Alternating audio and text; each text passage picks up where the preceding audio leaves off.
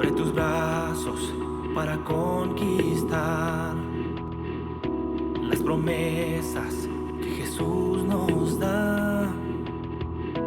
Solo espera y tú verás el milagro que Cristo hará. Un lugar para celebrar la victoria que su sangre nos da. Solo confía y cree en Él, que en familia lo encontrará. Hay un lugar para todos, en familia de Dios.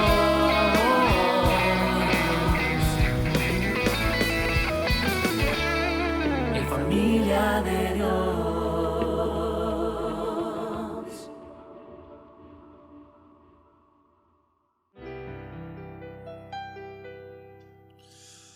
Antes les llamaban nazarenos, después cristianos. Hoy no saben ya cómo llamar a cada grupo. Hay tantos. Antes al mirarles se decían: ved cómo se aman. Hoy al contemplarlos se repiten: ved cómo se separan. ¿Quién sabrá quién de ellos tiene la verdad? ¿Cómo ha conseguido el enemigo robarnos el terreno? Hemos comenzado a hacer murallas, olvidando lo primero, que no hay cristianismo verdadero detrás de una careta. Si no reflejamos a Jesús, perdemos nuestra meta. Que el que sirve a los demás es el mayor. Que el sermón del monte aún está en vigor. Que aún existe el buen ejemplo y la humildad de corazón, y que no hay vida ni hay iglesia si no hay perdón. Ojalá el maestro pueda decir como dijera hace años: no lloréis, solo duermen, no está muerta. ¿Qué te pasa, iglesia amada, que no reaccionas y solo a veces te emocionas y no acabas de cambiar? Antes tenían todo en común y oraban en la noche. Hoy compiten por saber quién tiene mejor casa y mejor coche. Antes morían abrazados en la arena del circo romano. Hoy discuten si al orar hay que alzar o no las manos. Y unos creen en profecías y otros no. Unos predican la fe y otros el amor. Uno habla en lenguas y otro presume de virtud. Y el mundo muere, muere, muere sin ver la luz. Ojalá el maestro pueda decir como dijera hace años: no lloréis, solo duerme, no está muerta. ¿Qué te pasa, iglesia amada, que no reaccionas y solo a veces te emocionas y no acabas de cambiar? Jesús se levantó de la muerte. ¿Y acaso a ti no habrá quien te despierte?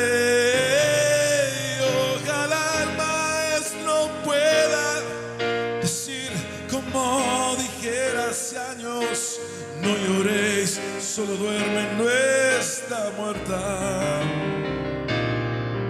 ¿Qué te pasa, iglesia amada, que no reaccionas? Solo a veces te emocionas y no acabas de cambiar.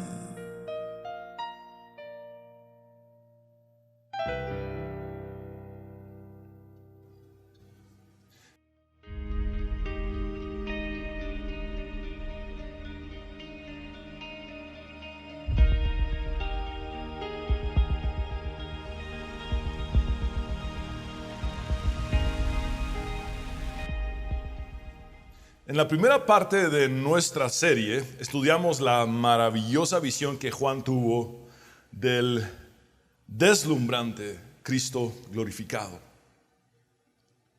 en la cual el apóstol recibió la comisión celestial y divina de escribir el mensaje de Jesucristo a las 7 iglesias del Apocalipsis. Es sumamente importante recordar nuevamente el comentario de Robert Mounce, quien dice lo siguiente: aunque las cartas se escriben a iglesias reales existentes en el primer siglo, su mensaje es relevante para la iglesia universal, puesto que los puntos fuertes y débiles de estas 7 comunidades son característicos de todas las iglesias a lo largo de la historia. Esto significa que por medio de estas misivas proféticas, estas 7 cartas, en conjunto, Jesucristo sigue hablando a su iglesia en el tiempo presente. En la segunda parte de la serie profundizamos en la primera carta, la cual está dirigida a la iglesia de Éfeso, en la que principalmente se le exhorta a volver a su primer amor. En esta ocasión nos corresponde la segunda carta, por lo que nos acercaremos al mensaje de Jesucristo a una de las 2 iglesias que estaban en excelentes condiciones. Y este es el mensaje a la iglesia de Esmirna. Vamos a leer el texto sagrado en Apocalipsis capítulo 2, versículos del 8 al 11, en el nombre del Padre, del Hijo y del Espíritu Santo. Escribe al ángel de la iglesia en Esmirna, el primero y el último, el que estuvo muerto y ha vuelto a la vida, dice esto: yo conozco tu tribulación y tu pobreza, pero tú eres rico, y la blasfemia de los que se dicen ser judíos y no lo son, sino que son sinagoga de Satanás. No temas lo que estás por sufrir.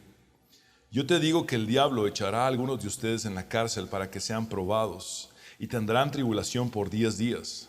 Sé fiel hasta la muerte, y yo te daré la corona de la vida.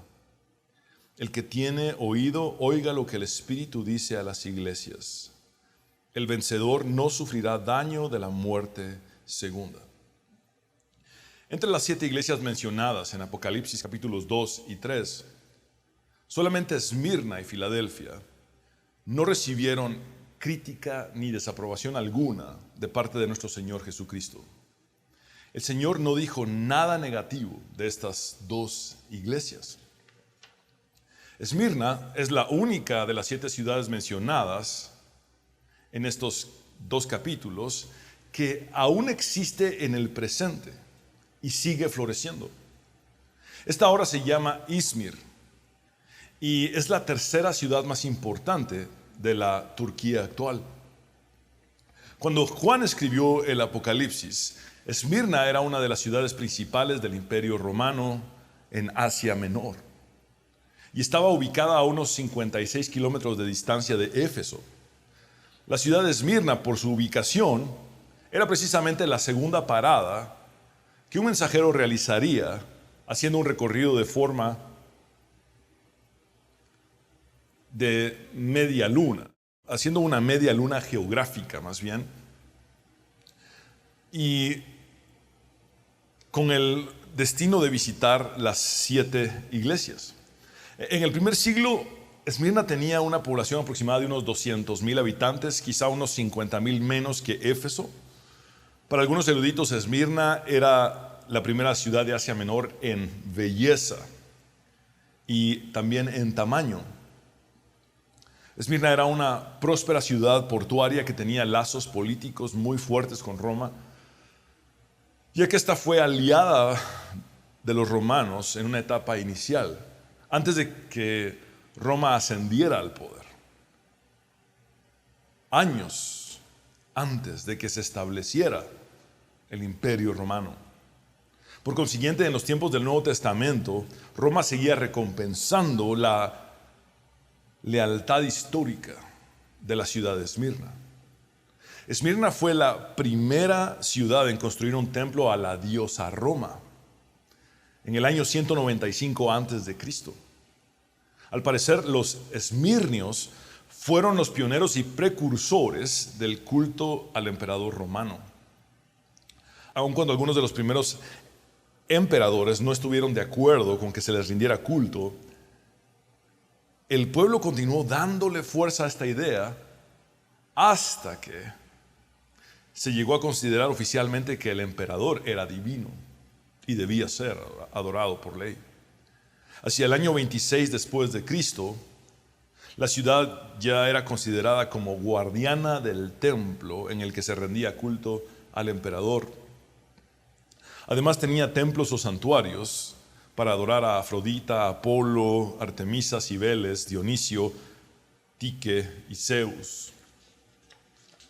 Esmirna tenía una comunidad judía numerosa que mantenía una relación buena con el gobierno romano y pésima con los cristianos. Aunque no sabemos con exactitud cuándo fue fundada la iglesia en Esmirna, sí podemos suponer con bastante certeza que fue durante el período de más de 2 años en el que Pablo vivió en Éfeso mientras realizaba su tercer viaje misionero. Vamos a leer un par de versículos en Hechos 19 para poder comprobar esto. De modo que todos los judíos y los griegos que vivían en la provincia de Asia llegaron a escuchar la palabra del Señor. Les consta además que el tal Pablo ha logrado persuadir a mucha gente, no solo en Éfeso, sino en casi toda la provincia de Asia Menor. Este es el punto número 1, introducción. El Señor Jesucristo dice: escribe al ángel de la iglesia en Esmirna. Esta frase también puede traducirse como escribe al mensajero de la iglesia en Esmirna. Aunque el destinatario específico es el ángel de la iglesia, se entiende claramente que el mensaje de Cristo va dirigido a la totalidad de la congregación e incluso a nosotros por extensión. Recordemos que las 7 estrellas que Juan vio en la mano derecha de nuestro Señor Jesucristo representan los 7 ángeles de las iglesias. En nuestro estudio anterior les hice ver que tenemos por lo menos 3 distintas posibilidades al tratar de esclarecer quiénes podrían ser estos ángeles de las iglesias. La palabra para ángel es ángelos y se traduce como mensajero. Este término puede describir tanto a mensajeros humanos como divinos. Por lo tanto, por ángel de la iglesia podríamos entender que se refiere a un mensajero humano, es decir, al líder o pastor de la iglesia local, a un mensajero divino, o sea, a un representante angelical que había sido designado por Dios para servir a la iglesia local. Y otra alternativa es que la palabra ángel sea una forma metafórica de referirse de forma general al espíritu característico de la iglesia local. Independientemente de cómo se entienda la palabra ángel en este contexto, lo más relevante es comprender que no hay duda de que el mensaje proviene de Cristo y está dirigido a la iglesia, incluyéndonos a nosotros hoy en día. En la segunda parte del versículo 8 el Señor dice: el primero y el último, el que estuvo muerto y ha vuelto a la vida, dice esto. Jesucristo vuelve a describirse a sí mismo con palabras extraídas de la visión de Juan en el capítulo 1 de Apocalipsis. Volvamos a dicha visión en la que Juan relata: cuando lo vi, caí como muerto a sus pies, y él puso su mano derecha sobre mí, diciendo: no temas, yo soy el primero y el último, y el que vive, y estuve muerto, pero ahora estoy vivo por los siglos de los siglos, y tengo las llaves de la muerte y el Hades. En Apocalipsis, nuestro Señor es el primero y el último. Este es un título divino que encontramos desde el Antiguo Testamento, específicamente en el libro de Isaías, en un par de ocasiones. También el Señor es el Alfa y la Omega. Alfa es la primera letra del alfabeto griego y Omega es la última. Este título enfatiza la eternidad de Dios. Nada existió antes de Él y nada existe ni existirá sin Él. El Señor también es el principio y el fin. Esto nos recuerda que el Señor es el origen y la meta de todas las cosas. Estos tres títulos implican que el Cristo preexistente vivió toda la eternidad pasada, murió y resucitó al tercer día para vivir por siempre durante todo el futuro eterno. Él es el primero y el último, el que estuvo muerto y ha vuelto a la vida. Como bien lo expresa John Stott, antes de que naciéramos, Él era el Alfa y será la Omega después de nuestra muerte. Para los creyentes de la iglesia sufrida de Esmirna, quienes se enfrentaban persecución, dificultades y un inminente martirio, el control soberano de Cristo sobre la vida y el destino eterno de cada uno de los suyos les brindó consuelo, seguridad y esperanza. La resurrección de Cristo es la garantía de que todos los que hemos sido salvados por Él también seremos resucitados.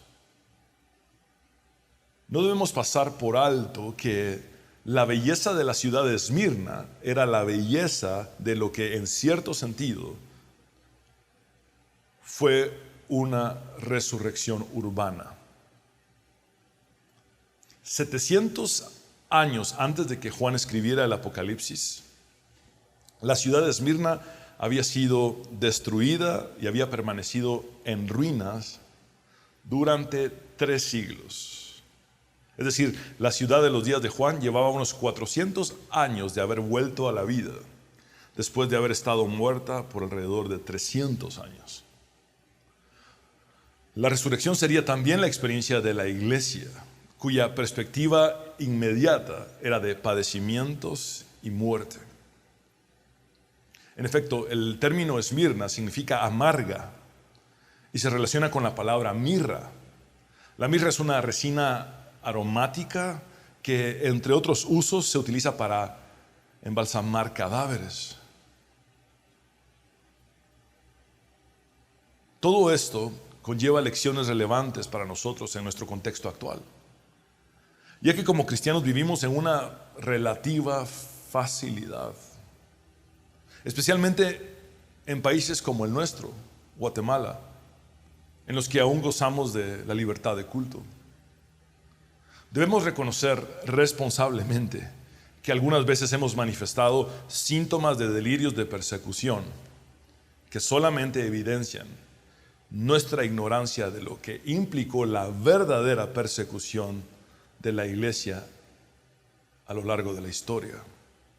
Sin embargo, tampoco debemos dormirnos en nuestros laureles y obviar que aún en nuestros días la verdadera persecución podría sorprendernos de un momento a otro. De hecho, algunas iglesias cristianas ubicadas en lugares donde el cristianismo está prohibido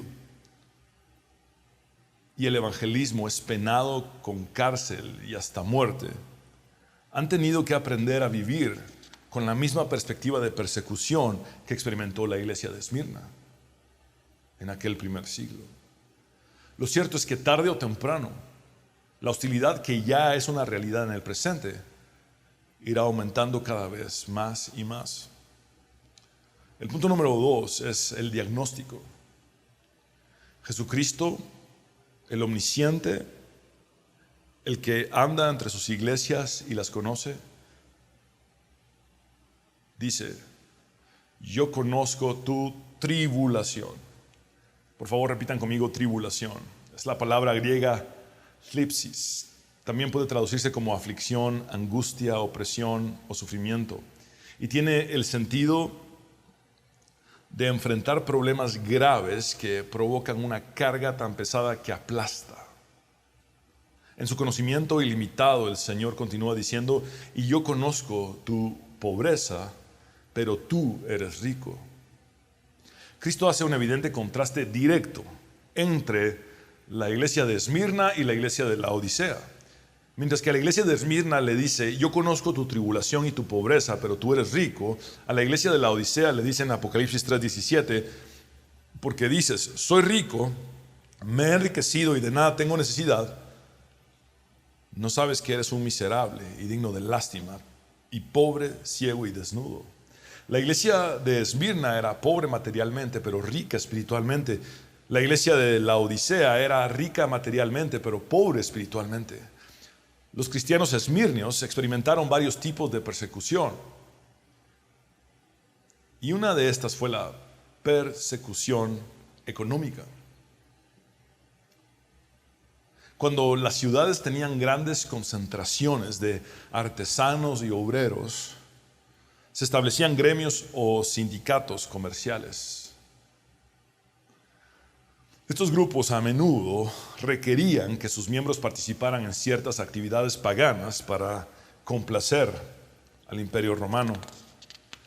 La falta de voluntad de los cristianos para participar en prácticas idólatras resultó en la exclusión de estos en dichos gremios y sindicatos, por lo que en consecuencia enfrentaron el desempleo permanente y grandes dificultades financieras. Varios eruditos piensan que la pobreza de los cristianos esmirnios se debió también en parte al saqueo de sus bienes o a la destrucción de los mismos. El cristianismo no estaba permitido legalmente, es decir, el cristianismo era ilegal. Y esto facilitó que los judíos y paganos emprendieran acciones astutas contra los creyentes para adueñarse de sus recursos. El término para pobreza en este versículo es togeía, el cual denota que la pobreza de los esmirnios era extrema. Es decir, estos estaban en la miseria absoluta. Sin embargo, su pobreza era solamente material, porque Jesús los declaró ricos delante de él. Leon Morris comenta: hay una riqueza en las cosas espirituales que no tiene nada que ver con la prosperidad de este mundo. Fanning dice: Cristo les recuerda el estado paradójico del pueblo de Dios en un mundo pecaminoso. A menudo son pobres en la riqueza de este mundo exterior, material y efímera, pero ricos interiormente, espiritualmente y eternamente.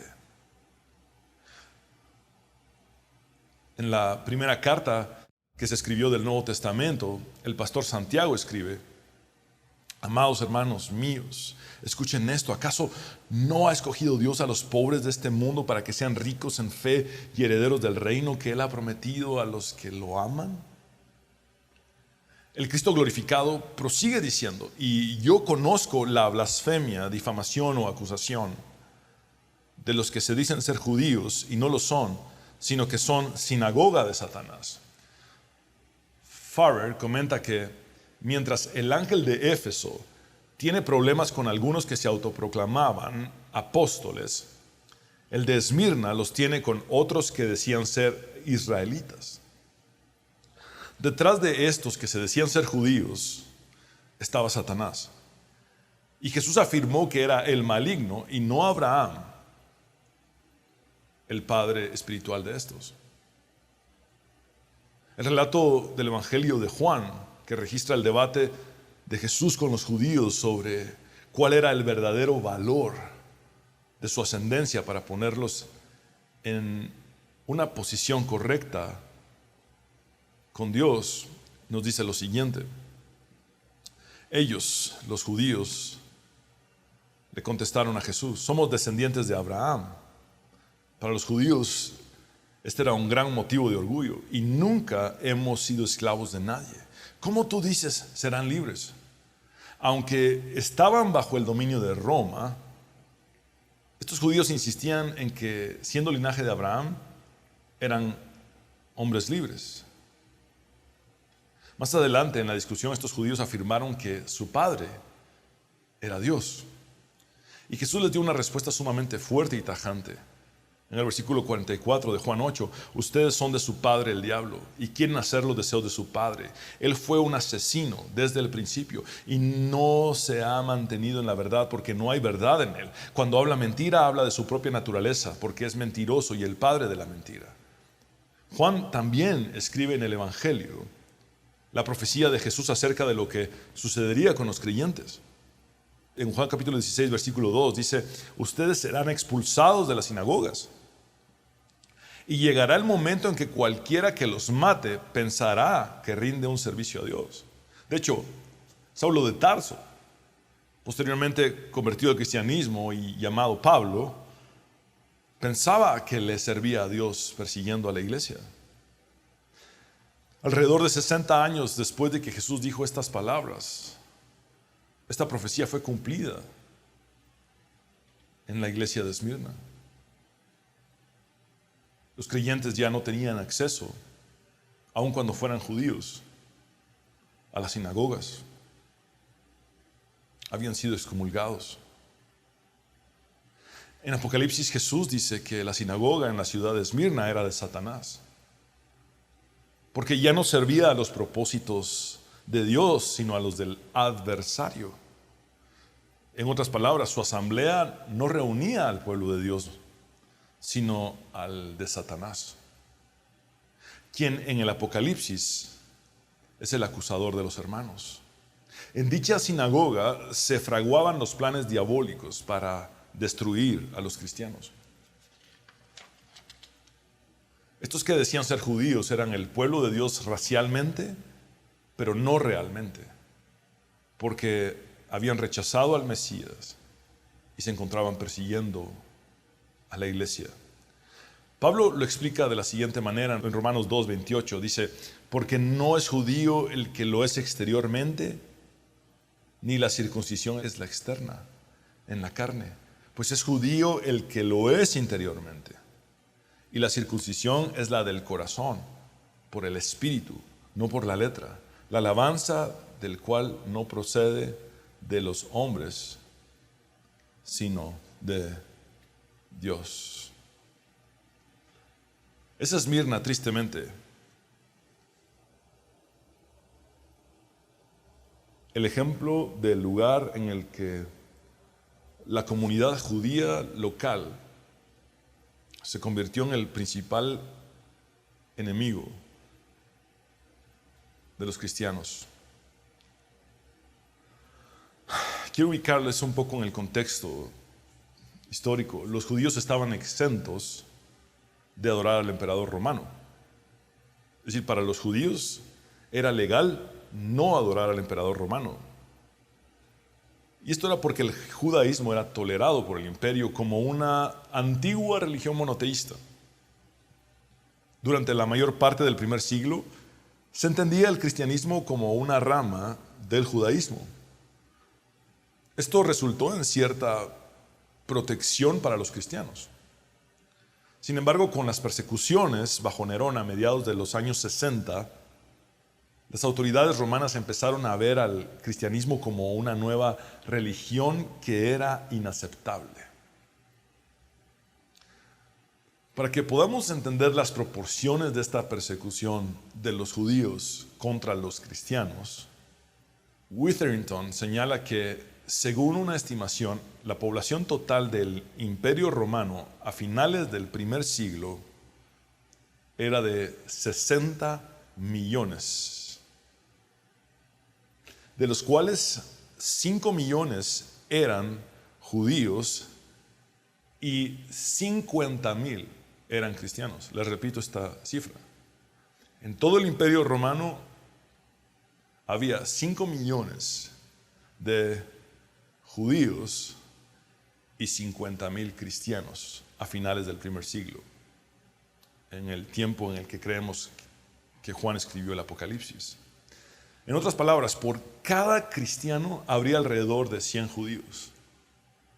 Evidentemente los cristianos estaban en una enorme desventaja numérica, ya que eran la minoría.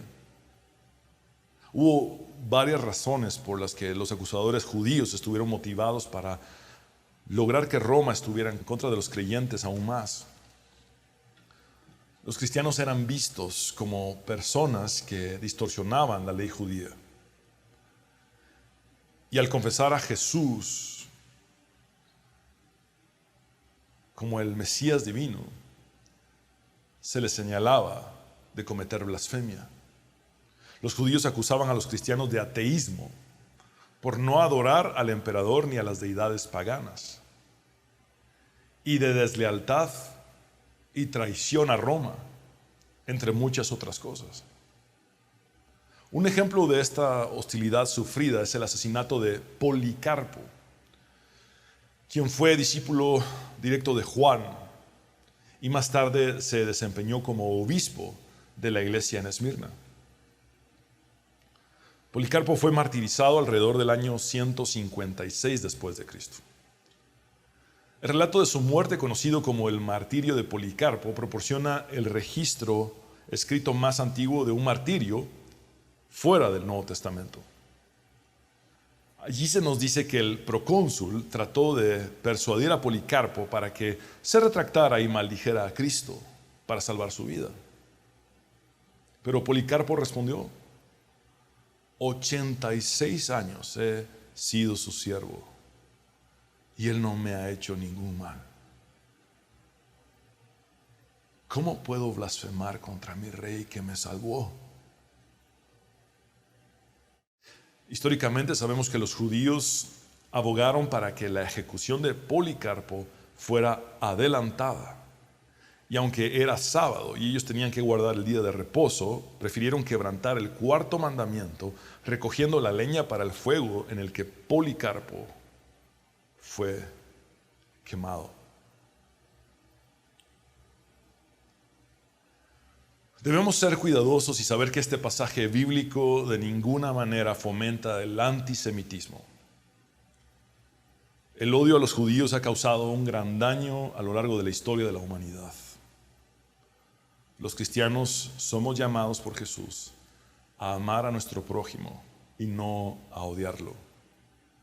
Por otro lado, debemos evitar el extremo de pensar que el judaísmo y el cristianismo son totalmente compatibles. El Nuevo Testamento no apoya en lo absoluto tal punto de vista. Los cristianos debemos mantener firme nuestra identidad y muy clara nuestra confesión de que Jesús de Nazaret es Dios. Él es el Señor y Mesías esperado, quien murió en la cruz vicariamente para darnos salvación con el perdón de pecados y vida eterna. El punto número 3 es la exhortación. El Cristo glorificado continúa diciendo a la iglesia de Esmirna: no temas lo que estás por sufrir. Gramaticalmente esta frase puede traducirse como: deja de tener miedo de lo que vas a sufrir. Esto delata que ya había una atmósfera de temor entre los esmirnios y también anuncia que su sufrimiento se irá incrementando cada vez más. Jesús le enseñó a sus discípulos que no debían temer a aquellos que podían matar el cuerpo, pero no el alma. Cristo continúa diciéndole a la iglesia: yo te digo que el diablo echará a algunos de ustedes en la cárcel para que sean probados. Noten cómo Jesucristo sabe cuáles son los planes del diablo, pero a la vez manifiesta tener control absoluto de la situación. De hecho, aunque el diablo los eche a la cárcel, es Dios quien observará la fidelidad de estos a través de la prueba.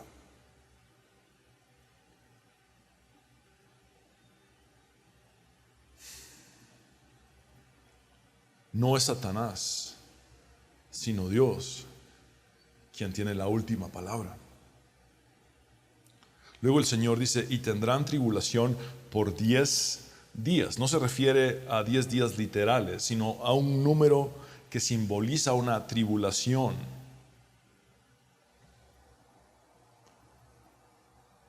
Sumamente intensa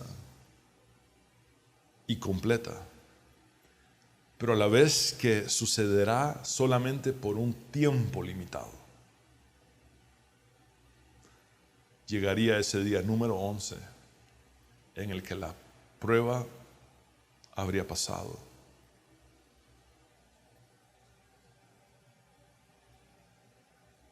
Cristo ahora expresa, sé fiel hasta la muerte. En otras palabras,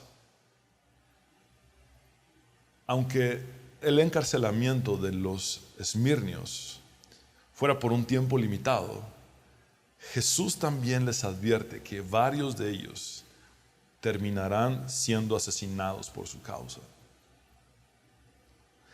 pasando de la cárcel al martirio. Entonces el Señor les dice, y yo te daré la corona de la vida. Por vida, el Señor implica eternidad. El término griego para corona aquí no es diadema en griego, que sería la corona real, sino estéfanos, que era la guirnalda que se concedía al vencedor de los juegos y también al convidado a un banquete. La corona de la victoria sería especialmente apropiada para Esmirna, una ciudad famosa por los juegos que realizaba. La resistencia de los creyentes esmirneos iba a ser probada hasta el límite, pero su recompensa sería grande. El creyente que permanezca fiel, incluso cuando eso signifique la muerte física, recibirá la corona del vencedor, que simboliza la vida de resurrección dada por Jesús al cristiano para que esté junto a Él eternamente.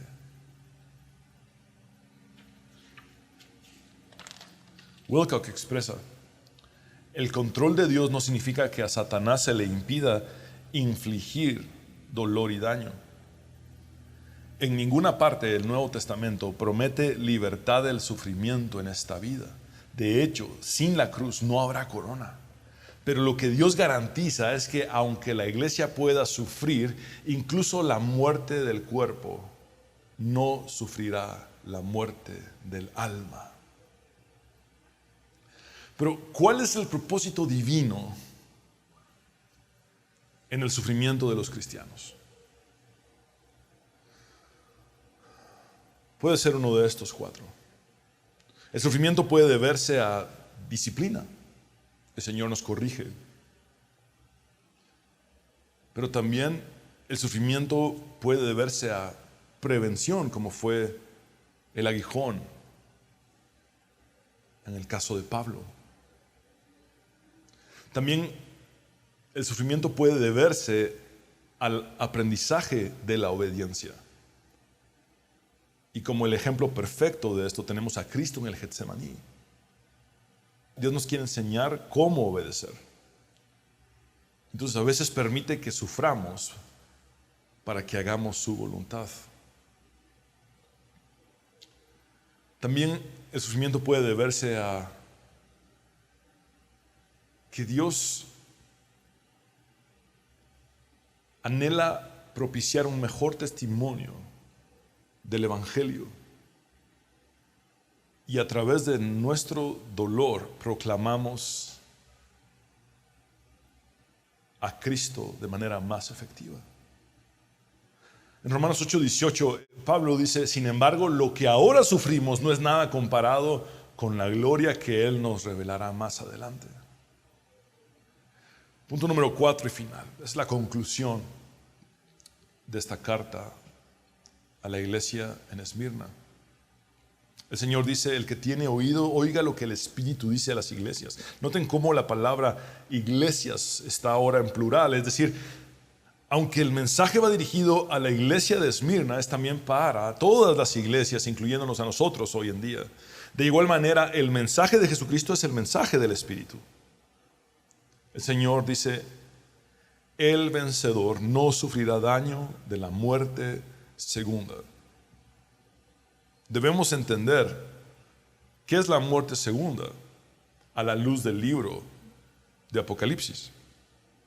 Apocalipsis 20, 14 y 15 dice, la muerte y el Hades fueron arrojados al lago de fuego. Esta es la muerte segunda, el lago de fuego.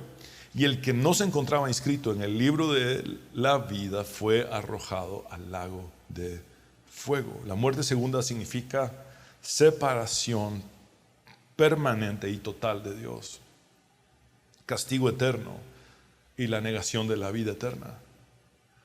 Dicho de una forma más simple, la muerte segunda es el tormento de la muerte eterna. Cristo promete que el creyente vencedor será librado de la muerte segunda. Los esmirnios no disfrutaron en lo absoluto de la aprobación de los hombres, pero sí recibieron la alabanza de Dios. Mi profesor Craig Keener dice lo siguiente: el mensaje de Jesús a Esmirna pone de relieve algunos contrastes. Aquel que es el primero y el último, el que estuvo muerto pero volvió a la vida. Habla a quienes son pobres pero ricos, perseguidos por quienes afirman ser judíos pero no lo son, y que como Jesús encontrarán vida en la muerte. Quisiera concluir resaltando y aplicando algunos principios teológicos que vemos en esta hermosa carta de Jesucristo a la iglesia de Esmirna. Primero, incluso si somos pobres materialmente, lo que más importa es que delante de Dios seamos ricos relacional y espiritualmente. En nuestra cultura materialista y consumista, una de las mayores amenazas y trampas para los creyentes es el amor al dinero y a las posesiones materiales. El falso evangelio de la prosperidad apela a tocar estas fibras pecaminosas en las personas por medio de una espiritualización de lo que no es más que la codicia. Segundo, aquellos que sigamos fielmente a Cristo podemos esperar oposición y persecución. La obediencia a Jesús conlleva el rechazo del mundo. Tercero, Jesús conforta a los suyos en el sufrimiento. El aliento que Cristo nos brinda por medio del mensaje a Esmirna es maravilloso.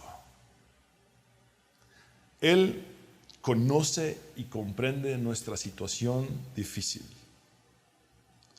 Él nos invita a no temer porque Él está en control. No es el enemigo el que tiene la última palabra, sino Cristo. También el Señor nos garantiza que nuestro sufrimiento será limitado. Y nos ofrece gloriosas recompensas eternas que superan por mucho a nuestro sufrimiento temporal.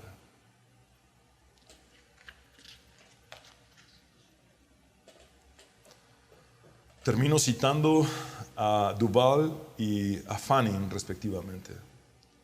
Duval comenta: la gran esperanza cristiana no es la eliminación de los problemas, sino la resurrección de entre los muertos. Este texto enfatiza que Jesús ha vencido a la muerte y algún día resucitará a su pueblo de entre los muertos. Con demasiada frecuencia, nuestra esperanza está ligada a un alejamiento inmediato de la tribulación o persecución cuando el Señor no siempre lo promete. Nuestra esperanza descansa firmemente en su capacidad de darnos vida, aun cuando nuestra fidelidad nos llevara a una muerte prematura. Saber que la esperanza bíblica se extiende más allá de la tumba puede fomentar una mayor fidelidad y brindar un consuelo más profundo. Fanning observa: nuestra liberación final no se centra en una curación física o una sanidad que durará solo por un tiempo, sino en la resurrección corporal para disfrutar de la presencia de Dios para siempre. El hecho de que muchos cristianos viven frustrados porque Dios no hizo lo que ellos esperaban que hiciera, se debe en buena medida a la falta de la enseñanza de cuál es la verdadera esperanza cristiana. La esperanza cristiana no es lo que ofrece el Evangelio de la prosperidad, por ejemplo. La esperanza cristiana no es lo que ofrece el falso evangelio de la confesión positiva, que es tan falso como el de la prosperidad y van muchas veces amalgamados. Por eso ves a un creyente orando por la sanidad de un enfermo, y si Dios decide no sanar al enfermo y llevarlo a su presencia, entonces quien queda vivo experimenta hasta depresión, porque la mala doctrina termina lastimando. Entonces el que queda vivo piensa: no se sanó por falta de fe, porque es lo que mi pastor enseña o mi apóstol enseña, que si uno tiene suficiente fe la persona va a sanar. Pero superior a cualquier medida de fe es la soberanía de Dios. Y a lo que voy es a esto: necesitamos predicar más. ¿Cuál es la verdadera esperanza cristiana? Jesucristo la da muy claramente en esta segunda carta que dicta a Juan, dirigida a la iglesia en Esmirna. La verdadera esperanza cristiana es el control soberano de Cristo sobre la vida y la muerte. Él es el que tiene las llaves. La verdadera esperanza cristiana es que la resurrección de Cristo de entre los muertos es la garantía absoluta de que los que hemos sido salvados por medio de su sacrificio vicario en la cruz, resucitaremos para estar con Él eternamente. Es tiempo de empezar a vivir como verdaderos cristianos, con un enfoque en la auténtica esperanza que Cristo nos ofrece. Él puede sanarnos, claro que sí, Él puede hacerlo, pero a veces su soberanía decide no hacerlo. La esperanza cristiana sigue siendo la misma. Aun cuando tengamos el resultado que anhelamos o no, la esperanza cristiana no cambia. Es estable, es eterna. Te invito a que oremos.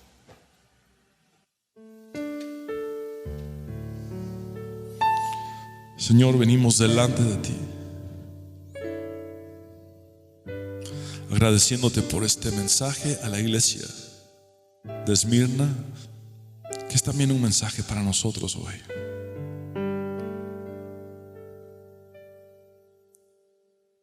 Señor, permítenos ser tan fieles como aquella iglesia, que no buscó la riqueza material, sino agradarte a ti. Señor, ayúdanos a ser tan fieles como aquella iglesia que, aun siendo perseguida, permanecieron fieles hasta la muerte, como un Policarpo.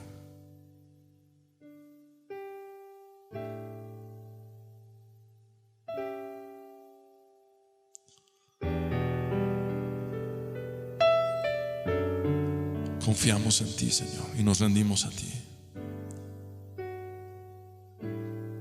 Y hoy restauramos nuestra esperanza. Nuestra verdadera esperanza cristiana es que tú venciste la muerte y la venciste también para nosotros, para darnos la victoria en la vida eterna. Gracias, Jesús, te damos con todo nuestro corazón. Mi paz te doy a ti.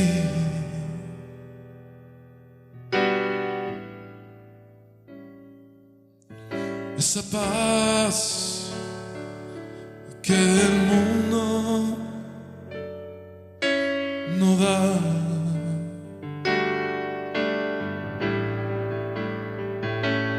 Esa paz que el mundo no entiende.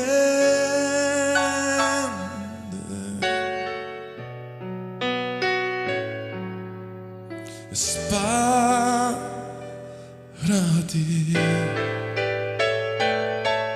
Recibir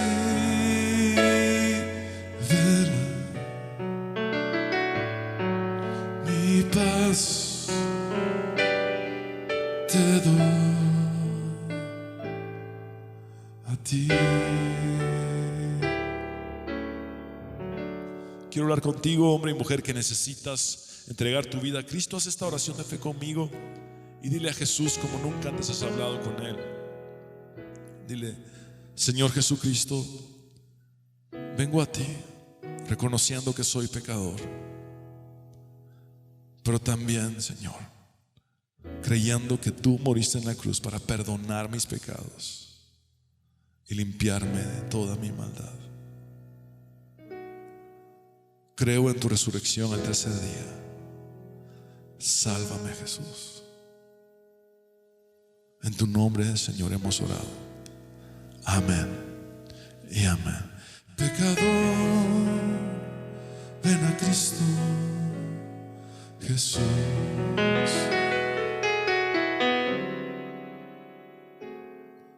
Y feliz para siempre serás.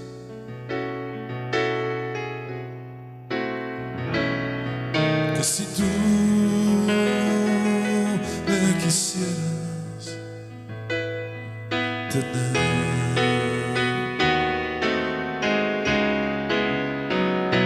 al divino Jesús hallarás.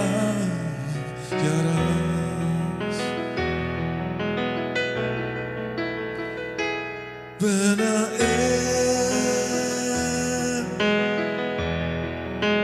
ven a Él, que te espera tu buen Salvador.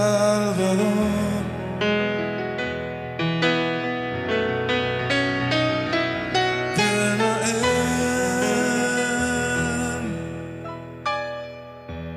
ven a Él,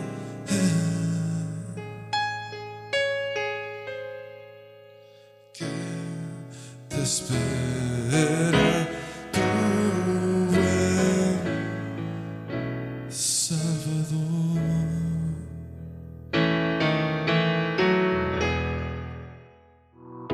Abre tus brazos para conquistar las promesas que Jesús nos da.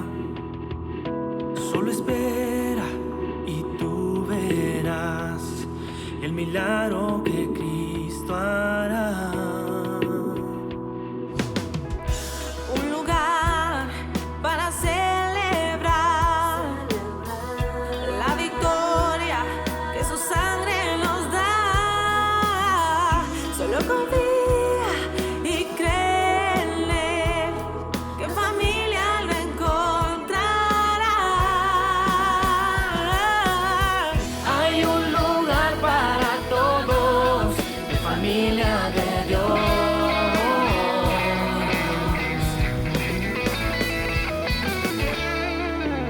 familia de Dios.